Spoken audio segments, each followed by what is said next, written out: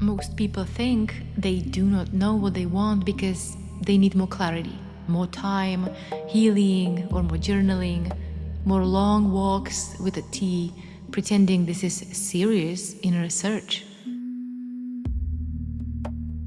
They think desire is hidden somewhere inside them, like a shy woodland creature that will eventually appear if the environment feels safe enough. Usually, that is not the problem. The real reason you never know what you actually want is that desire is dangerous. The moment you know what you want, something is at stake. You can lose, you can be seen, or you can fail. Maybe you have to rearrange your life. You can find out the relationship is dead, or the job is dead, or dream is dead, or worse, alive enough that now you actually have to do something about it. So not knowing becomes useful. Not knowing looks innocent. But a lot of time it is a beautiful little witness protection program for the self.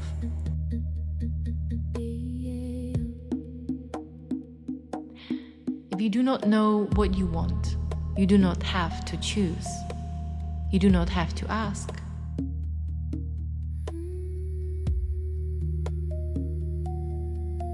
You don't have to leave or risk disappointment. You get to remain in this noble fog where everything is still possible and nothing has to be chosen or nothing has yet been required.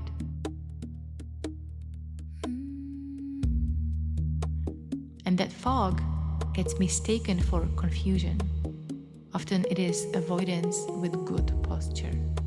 This is why people can spend years asking themselves what they want, while carefully avoiding every condition in which wanting would become visible.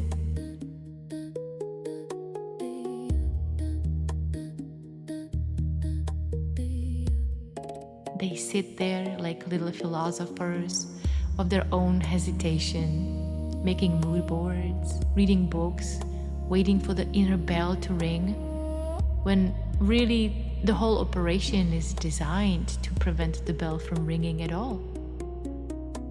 They are not lacking access, they are just managing exposure.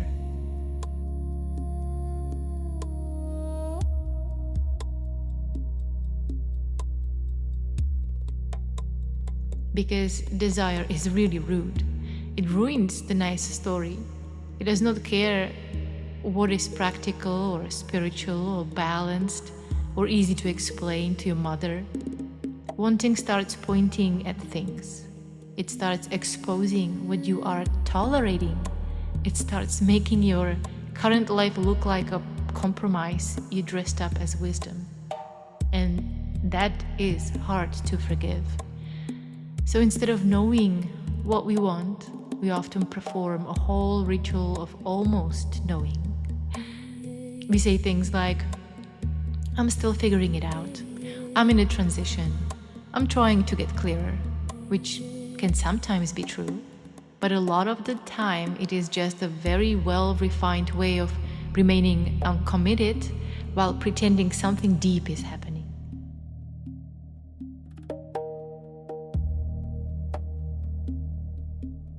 You can see this everywhere. Someone says they do not know what they want in relationship, but they somehow keep getting magnetized towards the same unavailable people. Someone says they do not know what they want in work, but they light up around one thing and then immediately explain why now is not the time. Someone says they are unclear about where to live, but every real move gets neutralized by timing, fear, image, and 17th respectable reasons why all somehow point back to staying exactly where they are.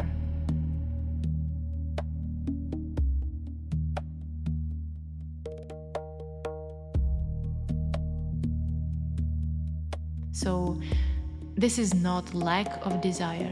This is desire being interrupted, usually by self-protection. The funny part is how impressive the confusion can look. It can sound so intelligent, nuanced, and we become expert in our own indecision. We can explain every side, every fear, every variable, maybe even every childhood pattern.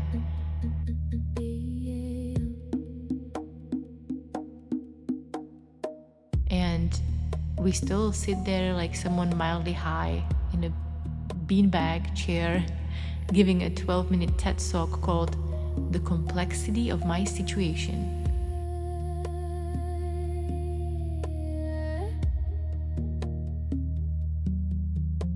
Where really, the main complexity is that waiting would ruin the current alibi. And because the analysis feels addictive, we confuse it with progress. We think we are getting closer. Often we are just getting more articulate about the distance. This is where people lose years, not because they are blank inside, but because the fog is functional.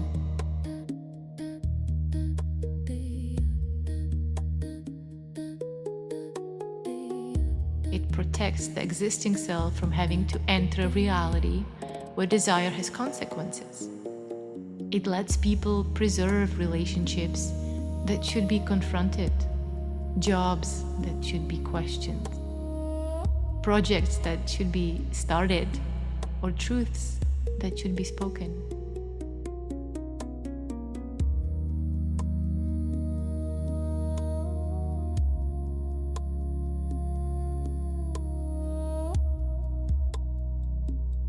"I don't know what I want" becomes the softest, nicest, least offensive way to remain unavailable for life. And once that line becomes part of the identity, it starts doing real damage. Now you are the unsure one, the searching one, the one in process. The one that cannot rush, and the one still listening inward. Maybe sometimes, but often this identity is just a well-dressed hostage situation. It gives you a reason to keep circling instead of landing.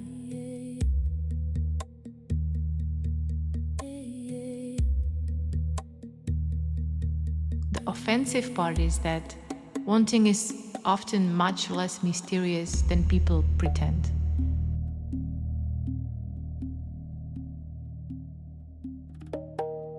It is not always hidden. It is often there, embarrassingly obvious, but immediately disqualified. It's just too inconvenient, a little disruptive, too alive. So the person says they do not know, but they know enough to keep not going there. And that is the tell.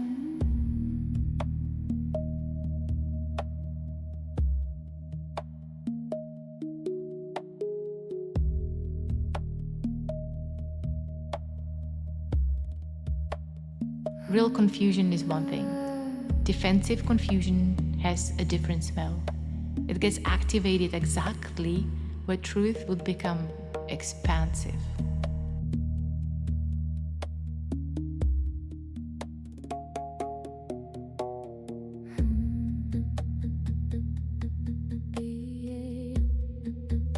Suddenly, the person becomes incredibly subtle and patient and mature, or full of context. The fog thickens right where something real would force a rearrangement. And that is why not knowing what you want is often not an informational problem. It is an exposure problem.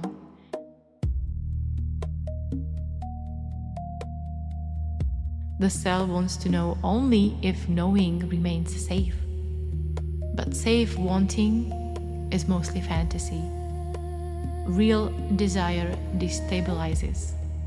It reveals that your current partner cannot meet you, that your current work is starving you, that the life you have built is not the life you would choose without fear, duty, image, or inertia sitting on your chest like a fat, emotional cat.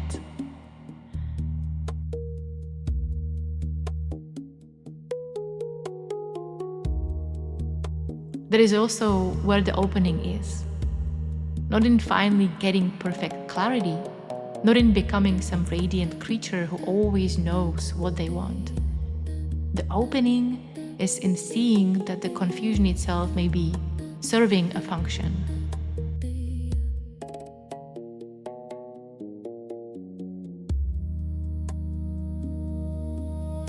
That not knowing may be the mechanism keeping the current arrangement intact.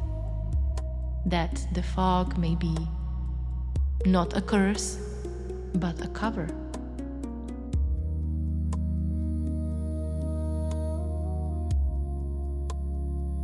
Because once that starts to be visible, the whole drama around clarity changes. You stop romanticizing uncertainty. You stop treating confusion like a sacred weather pattern.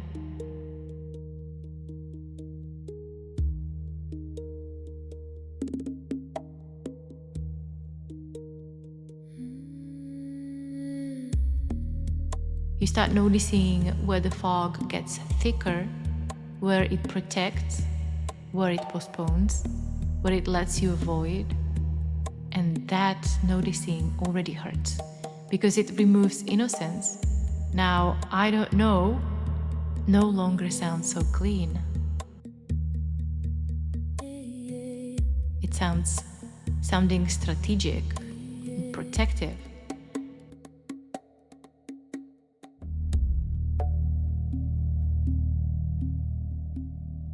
But it is also where life starts creeping back in.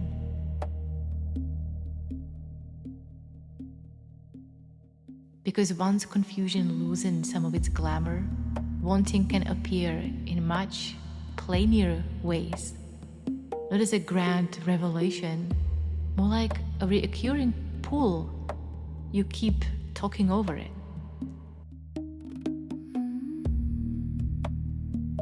A simple truth that keeps dressing in complexity. An unwanted obviousness, something you already know well enough to keep avoiding. And that is usually how desire shows up. Not as fireworks, it's more like a quiet repetitive inconvenience that keeps surviving your explanations.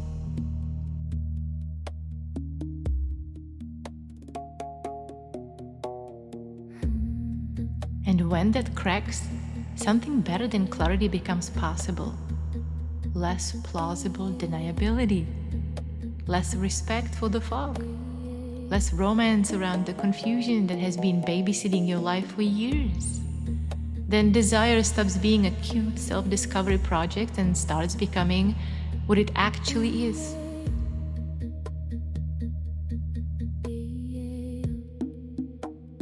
A live wire running through a life that actually wants to move. That is the opening. And that opening matters because once desire is no longer treated like a problem to manage or a mystery to decode, you can finally see what your confusion has been protecting. And that is where the whole thing becomes more honest. If you want to go further into that exact shift, I get into it much more directly in my book, Wanting Illusion: How to Find Direction in Life Without Losing Yourself to Identity, Fantasy, or Fear. It's in the description.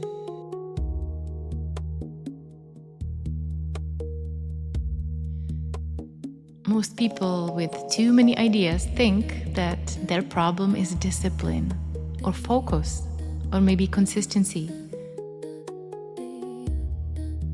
They think they need a better system, a stricter routine, fewer distractions, or just a better calendar or a different app. But that usually isn't the real problem. The real problem is that ideas are often being used in place of life. Having ideas feel productive, it feels intelligent. It gives us a sense of movement without requiring the humiliation of contact.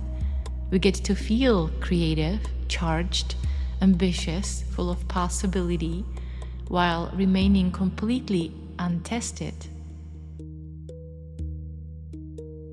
The idea stays perfect there. It's untouched, and it hasn't had to pass through our actual capacity, resistance, or any embarrassment, our inconsistency or habit of disappearing the moment something becomes repetitive or difficult. In the mind, the idea is royalty. In reality, it has to come down here and live among the bins. That's the first thing people don't want to admit. They say they love creating. Often they love imagining.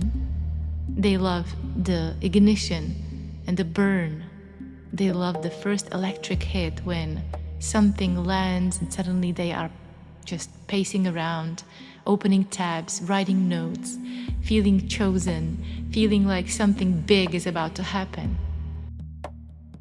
It is a very specific kind of high, not chaotic, more like being emotionally stoned on your own potential, standing in the kitchen with tea, whispering, "This could actually be huge," while the last 4 huge things are sitting half-built in some folder like abandoned carnival rides.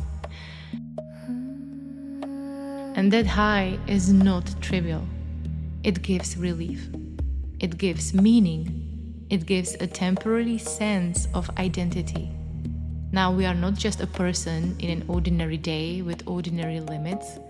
Now we are a person with a vision, a person on the edge of something, a person who sees what others don't. And that alone can be enough to keep the whole machine going, which is why so many people become serial starters. Starting lets us remain in relationship with possibility without having to suffer the collapse into the real. The minute something becomes real, it gets worse. It loses purity. It becomes technical, repetitive, awkward. The thing that feels or felt brilliant at the shower now has to survive Tuesday afternoon. It has to survive our mood, our schedule, our inability to tolerate being average for a while. Most ideas died there, not because they were bad, but because the fantasy has ended and the work has begun. That is where the real split shows up. In the beginning, the ideas feed the image beautifully. We feel interesting, original, alive, maybe even ahead of the curve. But later, when the work becomes plain and repetitive, the image gets almost nothing. No grand payoff, no inner fireworks, just process. And just doing the next obvious part while feeling much less special than we did one day before. A lot of people cannot tolerate this drop, that they interpret this as a sign that something is wrong. They think they lost the spark, or maybe this is not the right project after all. Or maybe there is another idea that feels more alive, and there usually is. There is always another idea. The mind produces new beginnings, the way a dog produces hair. The question is not whether another idea can be found. The question is why the existing one had to die the moment it stopped making us feel exceptional.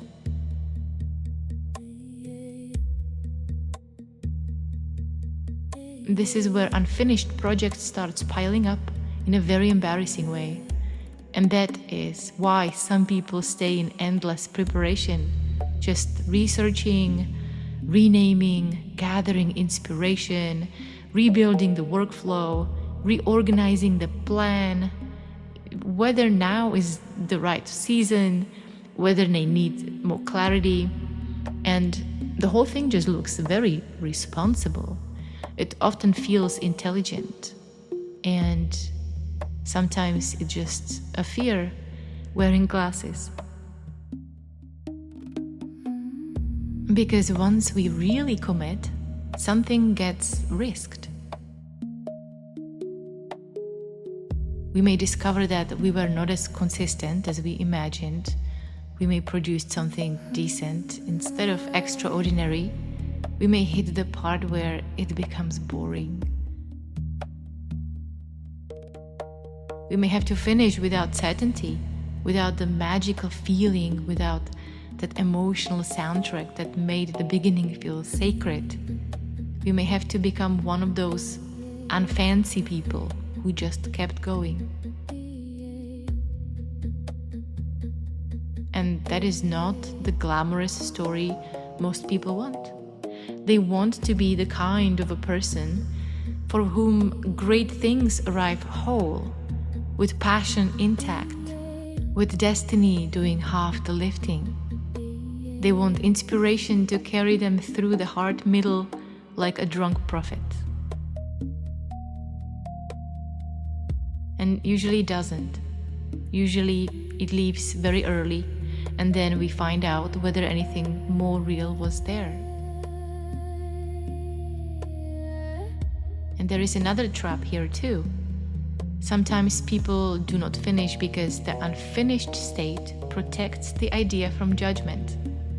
An unwritten book can still be genius. An unlaunched project can still be revolutionary. A half-built thing remains padded by imagination. But once finished, it can be seen, measured, ignored, rejected, or worse, just simply ordinary. So we keep it in the realm of almost, where it stays flattering. That is a brutal place to live because it creates a constant sense of false motion. And we are always close, always developing something, always about to, always circling a future version of ourselves who apparently does finish things and who, for some reason, never arrives. We become the one with ideas, the one with vision, the one who is working on a lot right now, which often means nothing has crossed into consequence. And the cost is bigger than people think. It is not just a productivity problem. After enough unfinished things, we begin to mistrust our own excitement. Every new idea arrives carrying the corpses of the others. We already know the pattern, the rush, the notes, the late night clarity, the little private speech about how this time is different, and then the soft disappearance once the thing asks for continuity. It becomes humiliating a little bit, quietly, and we stop believing ourselves. But that is also where the opportunity is. Once we stop worshipping inspiration, something sturdier can appear. We can let the idea become smaller, less magical, less identity enhancing, and therefore more buildable. We can stop asking the project to keep thrilling us and start asking whether we are willing to stay in contact after the thrill leaves. We can discover that finishing is not a climax. It is usually just a result of not abandoning the thing during its least flattering phase. And that changes everything. It means we no longer have to wait for the perfect inner state. We no longer have to treat every dip in energy like a message from the universe. And we no longer have to keep replacing the real thing with a more exciting almost thing. We can just continue. Not spiritually, just as someone who finally got tired of getting high on beginnings. And most people think they never finish because they have too many ideas. Usually, they never finish because ideas are still serving them better in fantasy than they would in form. Because fantasy keeps them inflated. Form brings them down to size. And in my book, Wanting Illusion, I go much deeper into this mechanism to expose real movement in life. It goes from the clarity-seeking trap into the procedural game, living from contact in reality. And that is exactly why form matters. A finished thing, even if smaller than imagined, does something endless possibilities never can. It enters reality. It leaves the private theater of self-image and becomes part of the world. It may wobble, it may be imperfect, but it moves something. It can meet something. It can begin a life outside our head.